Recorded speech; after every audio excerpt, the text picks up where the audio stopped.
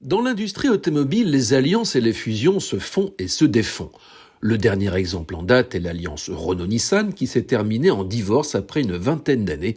Nissan, qui avait été sauvé de la faillite par le constructeur français, a souhaité retrouver son indépendance. Les deux constructeurs restent toutefois liés par des coopérations ponctuelles. Et voilà qu'on apprend cette semaine que Nissan et Honda étudient une fusion. Ce serait même un mariage à trois puisque Nissan, qui en est l'actionnaire majoritaire, souhaiterait y inclure Mitsubishi. Au moins, l'attelage serait japonais. Pour avoir assisté au salon de Tokyo en 1999, au moment de l'annonce de la fusion et du plan sauvetage de Nissan, il faut rappeler que l'arrivée d'un constructeur à l'étranger a été vécue comme un véritable choc. Nissan a retrouvé sa liberté, mais il est fragile et doit donc s'entourer. La question de la survie de l'industrie automobile japonaise se pose à un moment où le voisin chinois se montre bien plus menaçant, la Chine qui est devenue le premier exportateur mondial.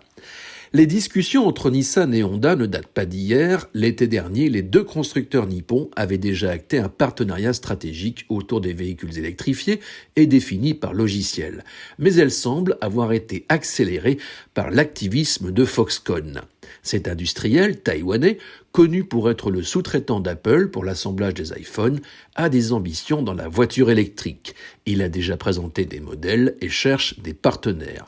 Foxconn a cherché à entrer au capital de Nissan, lequel a refusé. Il a alors tenté de passer par la fenêtre en allant chez Renault pour proposer de racheter sa participation. Cet industriel aurait même essayé d'entrer au sein de l'entité Ampère dédiée aux véhicules électriques et aux logiciels, mais il s'est heurté à un veto de l'État français. La question qui se pose est de savoir quel rôle peut bien jouer Renault dans le futur attelage entre Nissan, Honda et Mitsubishi, qui pourrait devenir le numéro 3 mondial de l'automobile. À ce jour, le losange a toujours 15% en direct du capital de Nissan. C'est 36% en vérité, mais une partie a été placée dans une fiducie en France chargée de vendre ce reliquat d'actions.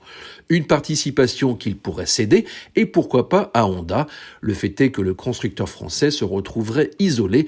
Renault, qui était à la tête de la première alliance automobile mondiale en 2018, est aujourd'hui bien seul et trop dépendant du marché européen.